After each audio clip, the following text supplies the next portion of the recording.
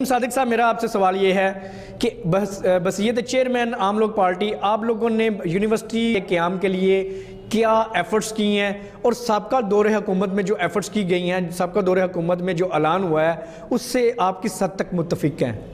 بسم اللہ الرحمن الرحیم، اللہم صلی علی محمد علیہ وسلم۔ سب سے پہلے تو شکریہ فاروق صاحب آپ کا اور ریڈ نیوز کا، بڑا اچھا اقدام آپ کا کہ پبلک کی آواز متعلقہ اداروں تک پہنچا رہے ہیں۔ ایک تو یہ ہے کہ بدقسمتی سے 72 سال سے پاکستان میں تعلیم پر کام نہیں کیا گیا، جہالت کی طرف سے ہم غلامی کی طرف آ گئے ہیں۔ فاروق صاحب، میں دو لفظ بولوں گا، کوئی بھی ملک آگے بڑھ ہی نہیں سکتا بغیر تعلیم کے، کوئی ملک آگے بڑھ ہی نہیں سکتا بغیر ٹیکنالوجی کے، کوئی ملک آگے بڑھ ہی نہیں سکتا بغیر ریسرچ پہ۔ ان تینوں پہ کام ہمارا زیرو ہے، باقی جھوٹ کا پلندہ ہے سارا سر، ٹھیک ہے۔ پیپل پارٹی کا دور دیکھ لیں، نون لیگ کا دیکھ لیں، بڑے بڑے دعوے آئے، کافری کا دور آیا، یہاں اندر فوج کا بھی دور آ گیا، مگر بدقسمتی سے جو ہمیں چاہیے وہ 72 سال سے نہیں مل سکا۔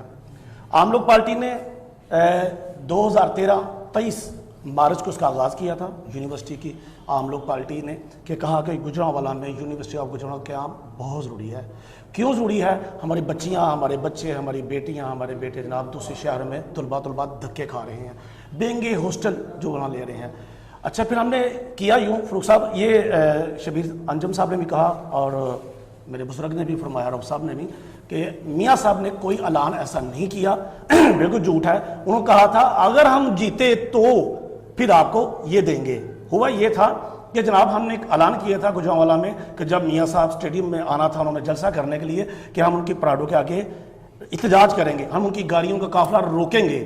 ہم نے 5 سوال اٹھائے تھے کہ گجرانوالہ میں یونیورسٹی آف گجرانوالہ چاہیے، 500 بیڈ کے ہاسپٹل چاہیے، چلڈرن ہاسپٹل چاہیے، اور سپورٹس کیمپس چاہیے یوتھ کے لیے، ٹھیک ہے جی۔ بہرحال یہ اچھا ہوا کہ انہوں نے ایک کمیٹی بنا لی جس میں رانا مشہود، عمران نذیر، ان کی کیبنٹ کے قریب دوست جو تھے، جس میں عطا طارر صاحب بھی شامل تھے، میرے پاس کارڈ موجود ہے۔ عطا طارر صاحب شاید گجرانوالہ آئے، انہوں نے کہا جی آپ میٹنگ کریں ہم سے، کہا آپ احتجاج نہ کریں۔ ہمیں جی کہا یہ 5 ہمارے مطالبات ہیں، آج پورے کر دیں، ہمیں کوئی اعتراض نہیں۔ انہوں نے کہا جب بیٹھے ہم کال کرتے ہیں، انہوں نے میاں شہباز شریف سے کال کی، انہوں نے کہا جی یہ مطالبات ہیں، اور واضح انہوں نے کہا کہ یہ 5 چیزیں میاں صاحب کے ایجنڈے میں نہیں ہیں۔